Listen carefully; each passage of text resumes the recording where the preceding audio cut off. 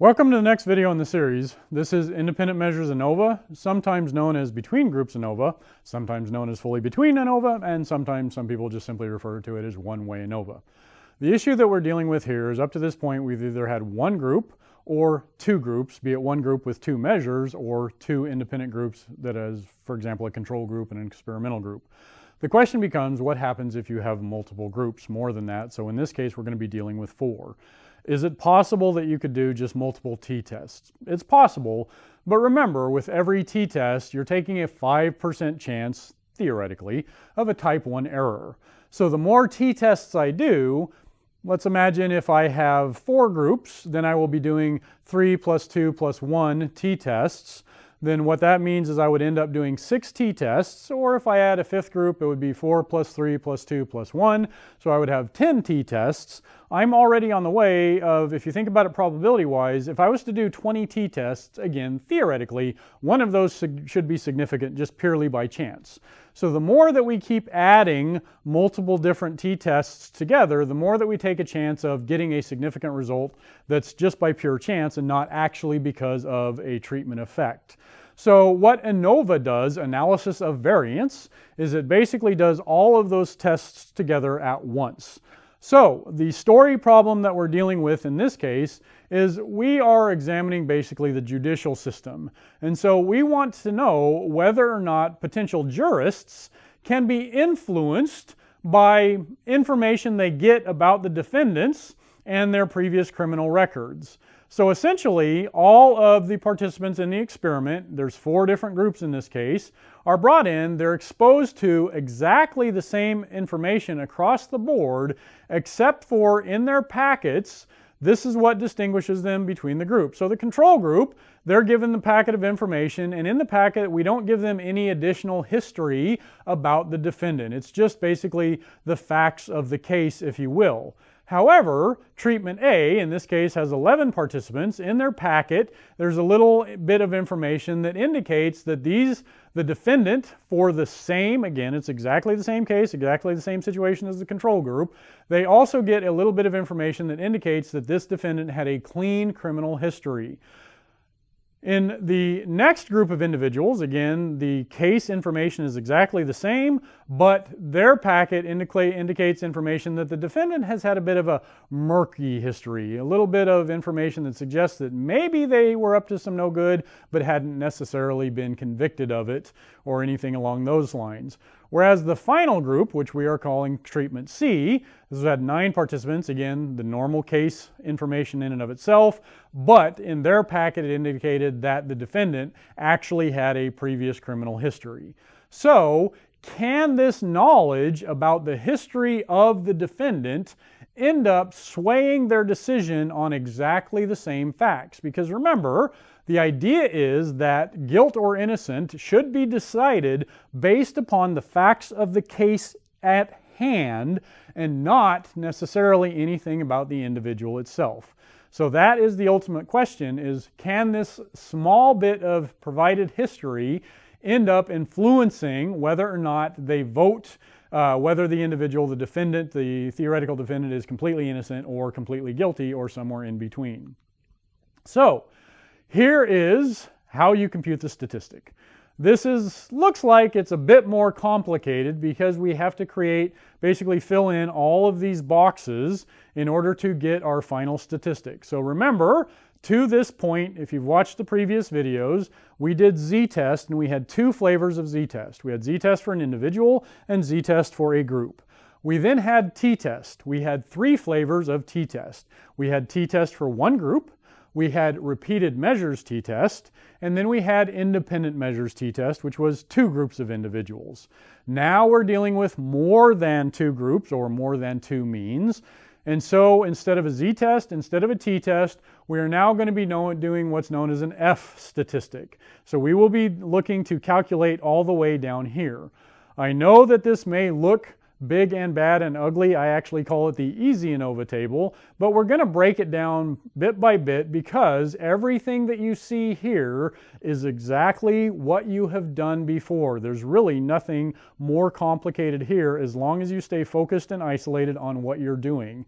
If you've been following along with the video series, and you've been committing to memory the things that I've indicated that are very, very critical, then when you see this long formula here, you should immediately be thinking to yourself, all I am seeing is sum of squares for group 1, sum of squares for group 2, sum of squares for group 3, 4, 5, however many groups I have. So even though it looks like a big scary formula, it's exactly what you've done. There's absolutely nothing different here. So don't panic. We're going to take you through step by step so that you can see what's going on. So even though it looks very intimidating, it's the same logic. All we are doing is getting an average of the score versus an average of the means. Just as we did with the independent measures t-test, the two-group t-test, for our numerator, we had two means and we got the difference between those means. So that's our actual observed difference between two means. The denominator, remember, is technically called the standard error of the difference of the means, but really what it is we're averaging those sampling distributions for the two groups to tell us what probability and statistics estimates this difference should be. If this difference, the observed difference, equals the estimated difference, then that means that there's no effect of the treatment. If this is larger than the estimated difference, then that tells us it is the expected difference plus the treatment. So we have the difference between means, we've got the estimated, basically as we combine those two means together, what should that average distribution shape look like? In the denominator, we're basically, again, to getting to that value, we're effectively averaging the shapes of those variances. As we look at the Easy ANOVA table, the very first one that we needed to compute was the between groups, the sum of squares between. And if you look at this, it looks very much like this. What do I have? One mean minus another mean. I have exactly the same thing here. One mean minus another mean.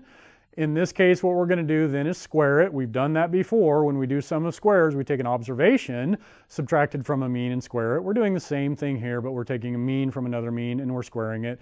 But since I've got groups of individuals, I have to include the number of observations for those individuals. So we're just adding a tiny little bit to things that we've already done. It's very, very simple. Again, as I said, for the sum of squares within, all we are doing is taking the sum of squares for each individual group. So just as we said here, this is a mean from another mean and then squaring it. As we've done before, what am I doing? I'm taking an observation, subtracting the mean, squaring it, and then adding those together. All exactly the same as what we've done before. But again, what this comes down to and why the toolbox has historically been important is you just have to be very careful that you're picking the right item to put in the formula. But the formulas are easy if you've kept up and practiced and kept along with what we're doing. So we're going to need to compute an average as we've done before. Right now we have to get the first part of that, which is basically add up those values. So remember, we have sigma here indicating that we're going to add something, and of course we're adding several sum of squares here as well. So what is ANOVA doing? This is a big, scary, complicated picture, but if you remember the previous videos, I would have a group, perhaps a control group, which we have here. Then I would have a treatment group. If the treatment worked, it would shift that sample so it's no longer just coming from the control because it's now that sample plus the treatment. So I have a difference between those two groups as indicated by this arrow here. But in this case, I don't have just treatment A, I have treatment B, and I have treatment C. So here's an example. I'm not saying this is the way this is going to compute, but if it worked this way, then I would have a small difference for treatment a larger difference for treatment B, and in this case we have a very extreme difference for treatment C. So this is a situation where all of the treatments appear to have worked, and then they have all moved them towards the positive side. That's not necessarily how our example is going to go, but I just want you to conceptualize that between groups is the same as what we've done before, but instead of dealing with two groups, we're now dealing with four groups. If we simplify that diagram, we have exactly the same thing. What do we have down here? We have the difference between the means. So I can simplify it even more, remove all those other lines, and I'm looking at basically these average lengths or the lengths of these arrows. I could basically, I'm trying to calculate the average distance of a mean But historically, we've done mean of the means, and this would actually be observed. It turns out we're going to do exactly the same thing. We're going to look at those average distances in a slightly different way than what we see here. So as we move forward, again, I now have the control. I have treatment A, I have treatment B, and I have treatment C. But what we need to do is label these in terms of the x variables, which we've been doing before. So now what I'm going to do is I'm going to have x bar 1, that's going to be my control group, x bar 2, my treatment A group, x bar 3 would be my treatment B group, and x bar 4 my treatment C. It doesn't really matter how I organize those, you just have to keep those in mind which ones that you do. However, as I've shown you this is a case where I'm diagramming where it all actually worked. So we know that the sample plus treatment is now from a different population. We don't actually know that yet when we're computing. So we can't actually look at those differences. What we need to do is we need to calculate a grand mean. So if we take all of those samples, why do we do this? Imagine for a second that the treatments had no effect. Then that means that the samples are all from exactly the same group. So using all of the observations to get an overall mean is better than just using one group as your comparison group, because you don't know if that is a good control group or not. We just don't know until we do it.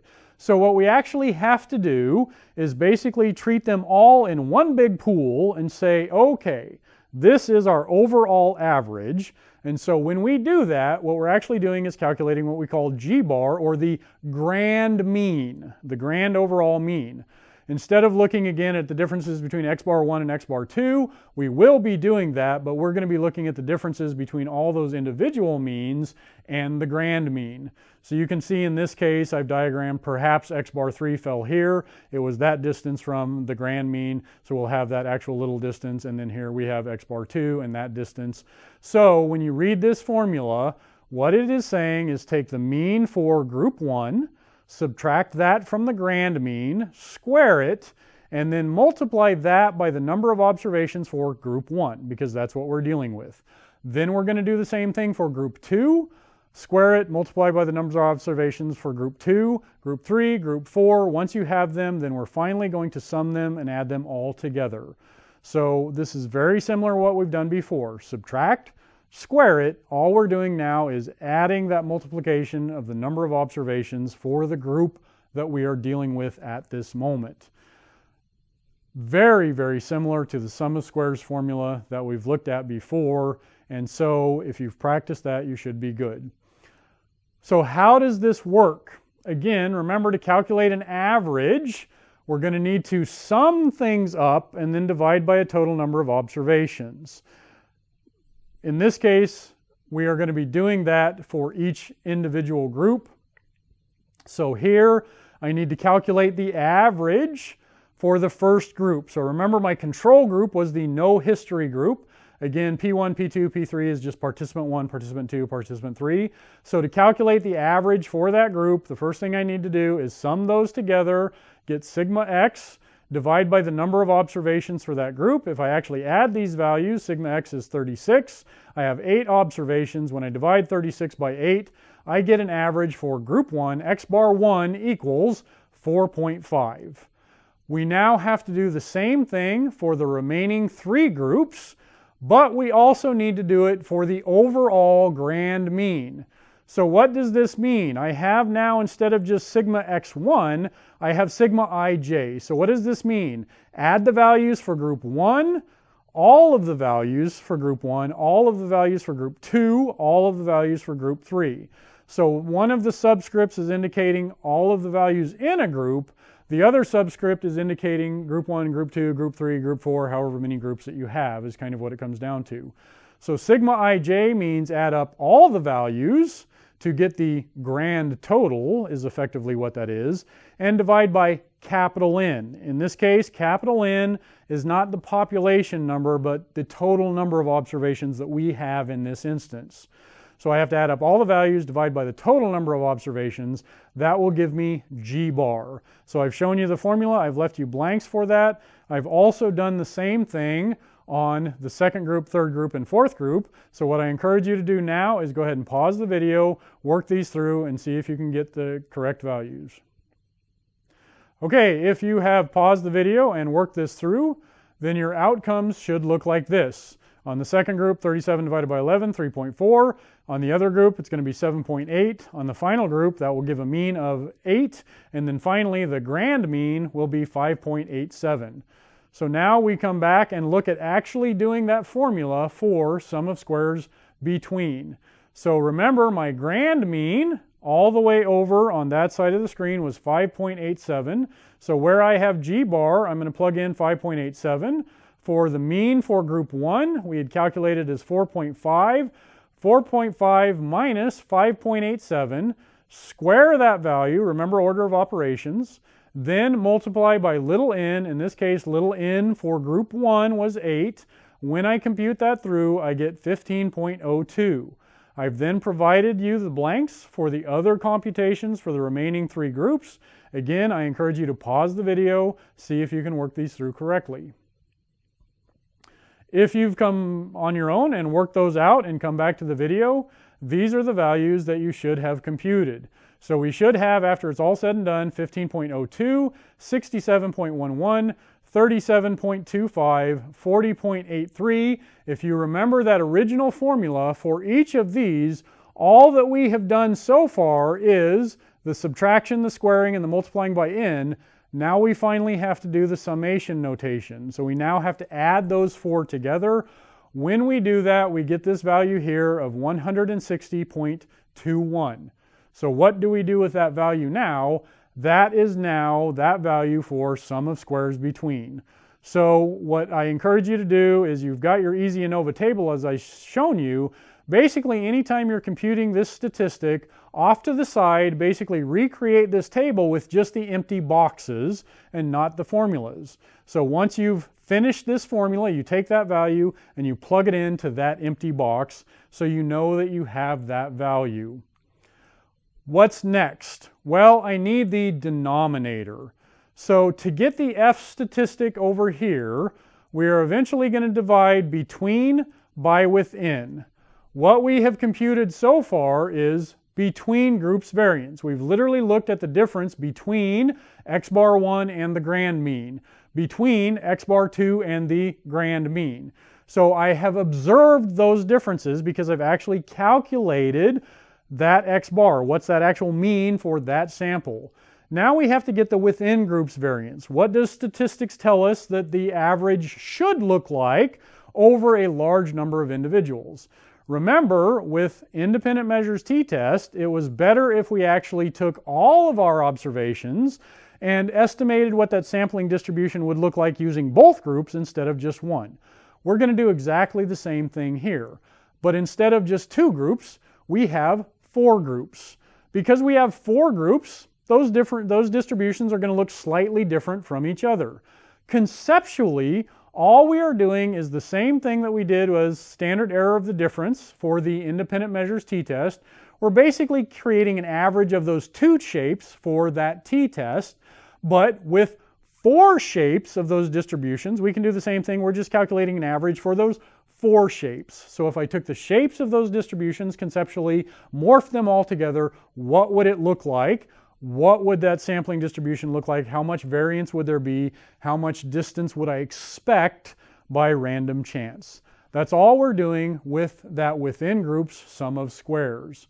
So to compute that, again, the formula is as we see on the table, but remember, all this actually means is compute the sum of squares for group 1, sum of squares for group 2, sum of squares for group 3, through as many groups as you have. In this case, it's 4. Once you've done that for each individual group, all you have to do is add them together. So again, it looks just like the independent measures t-test where we had 2. We added 2 of them together. Now we're going to add 4 of them together. If you had 5 groups, you'd add 5 groups, etc. Very, very simple. So you should know by now, if you've been sticking with the program and having practiced this, if you remember, we've already done the sum of squares. We've got the formula. We should know how to do that. So again, sum of squares is I've got my individual participant observations, 7, 4, 5, etc. I've calculated the mean. We did that in the previous slides as 4.5. So what do? 7 minus 4.5 gives me 2.5. I then square that. I get 6.25. I add that together. I now have sum of squares for group 1. I now have to do the same thing for the remaining 3 groups. So I provided the example, I provided the blanks. I encourage you again to pause the video, work these through because the practice is always good. See if you come up with the same values because again, once you get all of those, in this case the first one is 30, you'll notice down here that I then need to take the first one, second one, third one, and fourth one and then add those together to get the final sum of squares. So I encourage you to pause the video, work those out. And welcome back. If you paused the video and computed this on your own, then you should end up with these values. So as you notice, when you add those together at the very, very right of your screen, you should get 118.15. So where does that go? Again, what we've done is we've calculated the sum of squares within. That value will drop here in the table. Now, most of the rest of the computations can be done in the table fairly simply. So we've got a number that are basically just going to happen here. To get the sum of squares total, the simplest way to do this is to add between plus within. So 160.21 plus 118.15 ends up giving us 278.36 as you see here. However, if you are concerned that you've made an error in previous computations and you have enough time to test it, what you can actually do is compute this formula here, sigma x minus g bar squared, and this is an alternate way to get to this. So what this formula is asking you to do is take each individual x value, not the means, but each individual x value, subtract the grand mean from it, square them, and then add them all together. So we had total of 38 observations in this case. There were a total of 38 overall scores. You would do that subtraction 38 times, square each one individually. So again, subtract and square 38 times, sum them all together. And if you get basically this value, there might be some rounding error, some rounding difference, then that means that you know that you have done these two values correctly. Also, in virtually all circumstances, it can happen in very rare occasions, if you get any negative values in your F table, your source table, you have almost certainly made a mistake. It is possible, but it almost never happens. So adding down is the first step that you will make to fill in the sum of squares total, again, unless you have time to compute this one and verify your work. Then, just as whenever we calculate an average, we have to sum scores and then divide by the appropriate number, we're going to be doing the same thing here. So you'll notice to get the mean square or the average between, we have to take the sum of squares between. We just computed the sum of squares between. We have to divide the sum of squares between by the degrees of freedom between. That's going to be this value here.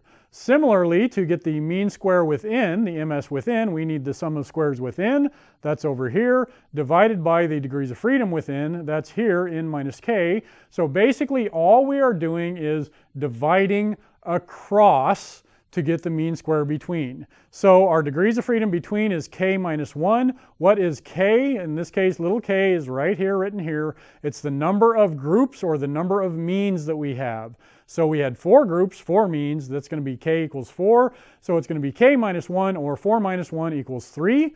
Then down here, we're going to have capital N minus k. What is capital N in this case? Capital N is the total number of scores overall. So we had 38 total observations. So n minus 4 or 38 minus 4 gives us 34 for the degrees of freedom within. Once we have filled in those blanks, then what we do is do the division across, as I said. So we have 160.21 divided by 3, 160.21 divided by 3. Likewise, on the bottom line, we have 118.15 divided by 34. That's going to give us our mean square within. I haven't computed this, but basically our degrees of freedom total is going to be capital N, 38 minus 1 would give us 37. So as we move forward, when we divide 160.21 by 3, that's going to give us 53.4. Similarly, if I divide 118.15 by 34, that gives us 3.48. Then for our F statistic, we're simply dividing mean square between divided by mean square within. So again, this is our numerator, this is our denominator to give us that F ratio. So 53.4 divided by 3.48 gives us an F of 15.34. Just like T, the T statistic, we needed our associated degrees of freedom. We have the same thing here, but because this is a ratio, we need the degrees of freedom between, which was 3, as we see over here, and within is 34. So we have computed an F observed, F for 3, 34 equals 15.34. This is our F observed. That's what the data has actually told us. So when we calculated a Z observed long ago, we had to compare that to a Z crit. The Z crit was set at plus n minus 1.96. When we calculated T observed, we needed a T crit for the appropriate degrees of freedom. Similarly, we have now an F observed. We're going to need an F crit. So we're going to get that from the F table, because just as before, we have this average variance between groups. And when we calculated that, we took those differences, so we have both within and we have between. Every time we took those differences, we squared it. Sum of squares, we squared it within the groups. Between, we took x bar minus g bar and we squared it. So basically what that means is anytime we had this, we want to know if this average distance between, overall that distance between is larger than the average shape of the distributions. So that's our expected statistically.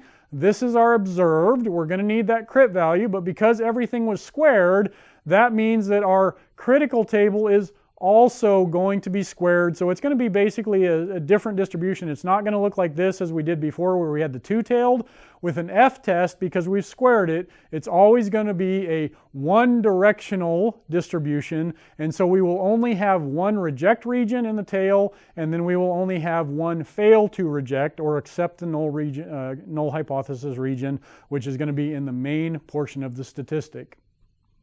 Before we get to where we make that decision, it's very important that you understand if we have a significant F observed, all that tells us is at least one of these means was significantly different from at least one other. But we don't know which ones were significantly different. We know that at least one was different. All of them could have been significantly different from each other. All we know at this point would be at least one if we have a significant F value. So how do we make that decision? So again, we have our entire source table here with all of the values plugged into it. We have the F of 3 and 34 equals 15.34. I've provided an F table here. So this is my degrees of freedom between across the top. So I need the column for 3. And this is going to be my degrees of freedom within as we go down here. If you look at this, you'll notice that it jumps from 30 to 40. So 34 is not on the table. Anytime there are larger, more extensive tables, but basically if you have a smaller table like this, if it's not on the table, you use the lower degrees of freedom. So in this case, because 34 is not on the table, you use that lower value, which would be 30. You do not jump up to 40, you jump down to 30. And in so doing, we actually end up with a larger critical value. So that's going to be the value right here. As we get smaller in the degrees of freedom, that number gets bigger. So if we're able to exceed it, then we're more confident in it. In our value there. So basically, as we look at that table, we have a 2.9223. Our reject region starts at 2.9223. Remember, it's not positive and negative. It's always going to be positive. Our fail to reject region is going to be anything under 2.9223. In this case, our F observed of 3,34 is 15.34. So that means we reject the null hypothesis. What is the null hypothesis? The null hypothesis is that the presentation of information, remember we were talking about the defendants, the null hypothesis is it didn't matter what they were told. It didn't matter if they were told they had a criminal record or a clean history. The null hypothesis would mean that they were making that decision of guilt or innocence based purely on the evidence provided. But we have not accepted the null hypothesis. We have failed to reject the null hypothesis, we have rejected the null hypothesis, my apologies, in favor of the experimental hypothesis. That means that there is difference between at least one of those groups and another group, so they did not make the decision based purely on the evidence, but the background information, which was the only thing different between groups, did affect their decision-making process. So once you have decided reject or fail to reject, the F statistic is no longer important towards making the rest of the analysis, the rest of the determination. If you fail to reject, if it falls in this region here, you are done. You don't move on. Basically, the manipulation had no effect. It didn't work, so the statistic is done. If you did reject, which we did, at least one mean is different, but now we have to figure out which mean is different. So we have to do what's known as post hoc tests. There are a number of post hoc tests available. What we have opted to do is basically a form of Tukey's post hoc tests.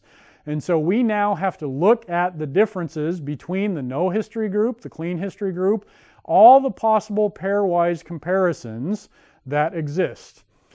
So in this case, we have 4 groups. That means that there are 3 plus 2 plus 1 pairwise comparisons, or in this case, we have 6 possible pairwise comparisons. So what do I mean by this? Well, group 1, okay, the mean for group 1 can be compared to group 2, it can be compared to group 3, and it can be compared to group 4. So that's the 3 that I indicated.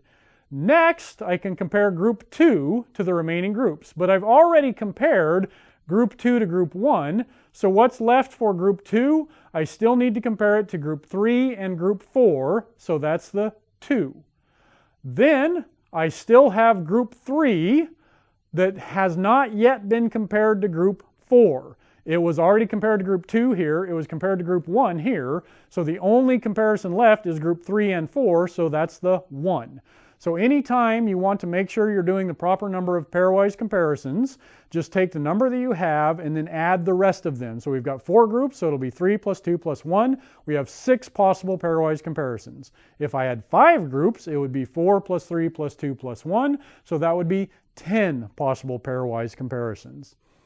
So as I now kind of again break this down and map it out again, group 1 can be compared to 2, 3, and 4, that's our 3. That leaves us with group 2 to compare to group 3 and 4, that's our 2. And then finally group 3 to compare to group 4, that's our 1. So what do? We subtract those 2 means from each other. If we go back all the way to the beginning, our average score for group 1 was 4.5, group 2 was 3.36, group 3 was 3.78, and then finally group 4 was 8. So 4.5 minus 3.36 gives me a mean difference of 1.14. It doesn't matter if it's plus or negative here, you just need to keep that sign and do all of the subtractions. So you'll now see that I have all of the actual observed differences. Again, what do I mean by this? I actually computed a mean of 4.5, that's my observed average for group 1, and my observed average for group 2 was 3.36. So when I subtract those 2, it's an observed difference of 1.14.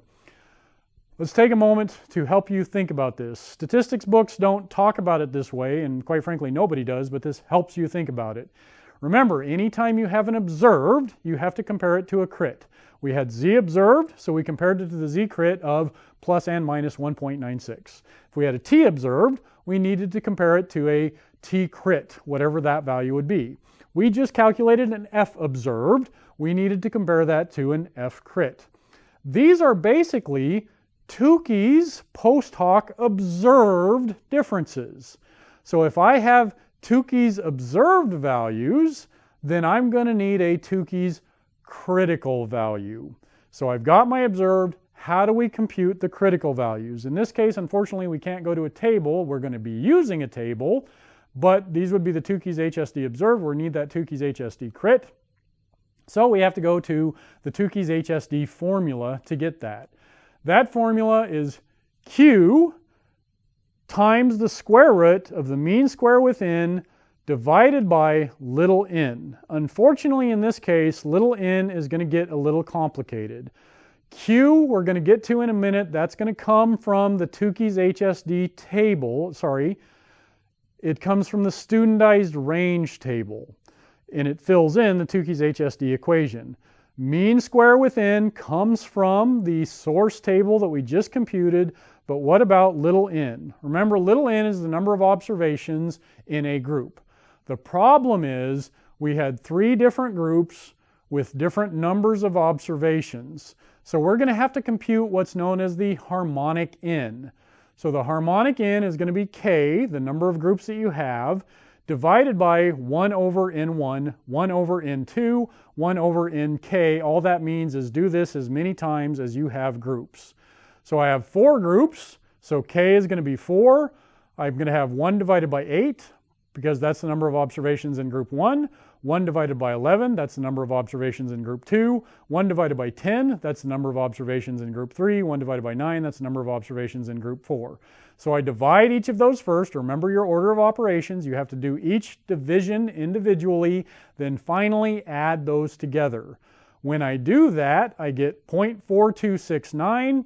So 4 divided by 0.4269 gives us what's known as our harmonic n, or average n, of 9.37. So now we have the value that's going to go here.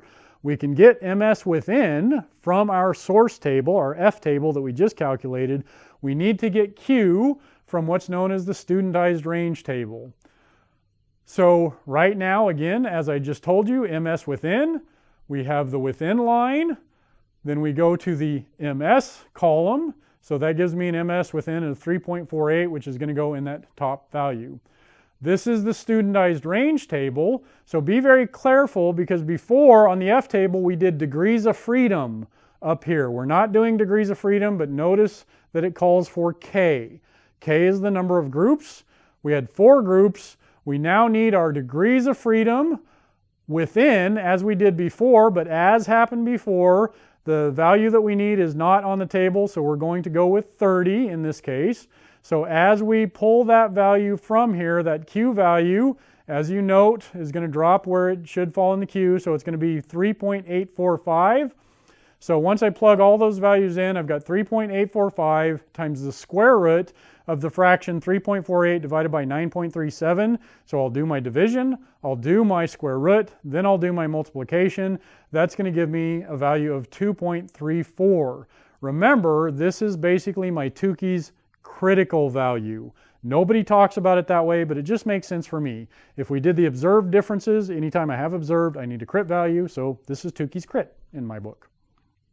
So what does that mean? I have all the differences. I have my Tukey's HSD crit of plus and minus 2.34. So now we just simply take all of our values, figure out where they fall. 1.14 falls in the middle, so we fail to reject. What does that mean?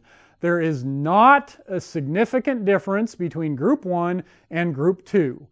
But I have group 1 and group 3 with 3.3, negative 3.3. That does fall in the tail, so there is a significant difference between those two groups. So what do we do? If it's not significantly different, then basically we can indicate that by an NS, not significantly different. If it is significantly different, then you can put an asterisk next to that, indicating that these groups are statistically different from each other. So I encourage you to take a moment, pause the video if you need to, and look at the rest of them and decide which ones need an asterisk, if any, and which ones need an N.S, if any, for the rest of them. If you've paused the video and come back, then this is what you should have on the distributions. But now you have to interpret this. We've got multiple groups, so the interpretation becomes a little bit more challenging. So as we remember group 1, no history. Group 2, clean history. Group 3, murky history. Group 4, criminal history. As we look at this, group 1 and group 2 are not statistically different from each other. So what does that mean? When potential jurists were looking at this information, they treated the individuals with no history, they give them the benefit of the doubt, and they treat them as if they had a clean history. That works out pretty good, because if you know nothing about somebody, then people are willing to assume that you have a clean history. However, importantly, is as we look at group 3 and group 4, when we look at those two, there's no significant difference. So this means that if somebody has a murky history, then even though those individuals may not have been convicted of anything, nothing ever stuck, just like people were willing to assume you were clean if you had no history, it would appear that people are inclined to believe if things look a bit murky, if they see smoke, they assume that there's fire. So because there's no statistically significant difference between those groups, it looks like they are inclined to believe that if you had a murky history, you were actually up to no good. Not just maybe up to no good, but actually up to no good. All of the differences fall in the middle, meaning that there's a difference effectively between the first two groups and the last two groups. So what does this mean? On average, there was a higher rate of conviction for the murky history and the criminal history than there was for the clean history and the no history. So when we look at this, we've got a difference between 1 and 3, 1 and 4, but also 2 and 3 and 2 and 4. So really what this means is there's kind of a split down the middle. If there is some indication that maybe you were up to no good, people assume you were up to no good, and even if you were up to no good, we know that you had a criminal history, and we treat you the same if we think that you had a criminal history, we're more likely, or the participants in this experiment were more likely to actually decide that you were guilty. Versus the clean history group and the no history group, people were less likely to assign you a higher number guilty rating. So what this means is that people are not judging based on the merits of the case purely, but they are actually taking your past history into account. No history is as good as clean history, but murky history, you may have well done it, even if you didn't, because people will treat you that way in this experiment and assume if there's smoke, there's fire, and they are much more likely to give a conviction and send you to jail or whatever the punishment is in this case. So what happens is we've now avoided the risk of an inflated alpha by doing multiple t-tests. We've all computed it all at once, but the interpretation gets a little bit tricky because you have to do the post-hocs and you have to think about what do each of these means mean? What does group 1, what does that average mean? What group are they in? What does mean the average for group 2 mean? What group are they in? Look at these patterns of significant and not significant and then say, okay, what are people thinking? Why are they making the judgments that they're making in this case? Or if you're giving a drug, is this dose the same as this dose, and when does it start to differentiate? So it could be that a very small dose and a slightly bigger dose is no different, but then and the next step means a much better difference, but then if you go a little bit more, then actually you get sicker. So you just have to look at those patterns and think it through, figure out what to do with those. So we have made it through one way ANOVA, which again is independent measures ANOVA or between groups ANOVA. If it is not significant, you stop. You don't have to do post-hocs because that F statistic has already told you that all of these pairwise comparisons should be not significant. However, if the overall F is significant, then all that tells you is at least one group is significantly different from at least one other group, so you have to do the post-hocs. In this case, we had 4 groups that were significantly different from each other and 2 that weren't. That's what the post-hoc analysis tell us. So again, I hope that this has helped you understand the independent measures ANOVA. I've tried to link it into the previous statistics because even though that formula sheet looks big, bad, and scary, it's very much the same computations as what's been done before. Simple subtraction, squaring, square roots, multiplication, division. It's just doing it in the right order. So we don't really have a toolbox for the ANOVA, but my hope is that attention to detail early on means that you're just very careful about grabbing the right numbers for the between groups ANOVA. Thank you for keeping up. The next video that I encourage you to go to will be the repeated measures ANOVA. And the good news is the repeated measures ANOVA is almost identical to what we just did in this video. We're just adding one more bit of information, but everything else is the same. So spend some time practicing your between groups ANOVA. That will get you ready for repeated measures, and once you've got that down, that's the easy part. The 2-factor ANOVA will be coming up later. That one's a bit more challenging and it's going to take us some time.